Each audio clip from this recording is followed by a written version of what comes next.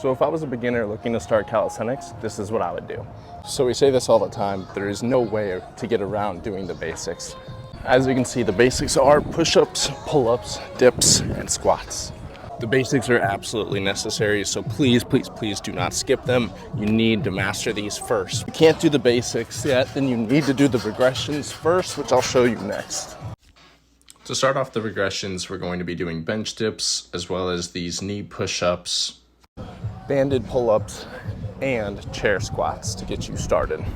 It's also a good idea when first beginning to focus on building up some solid core strength. Once you have a solid base built up, it's time to start adding in different progressions and variations in order to keep progressing. I actually lay all of this out for you in my step-by-step starter's guide to make it easy so that you don't have to guess which movements to do. You guys can check out my starter's guide, link in my bio, but I will show you some exercises in this video to help get you started. At this point, you guys should have a solid base built up, and now it's time to start working on some skills and adding them into your routine so that you can keep progressing with calisthenics. Unfortunately, I can't teach you everything in this short video, but I hope this helps you guys out some, as it'll be necessary for you to learn these movements in order to keep progressing with calisthenics. If you guys enjoyed this style of content, make sure you follow for more.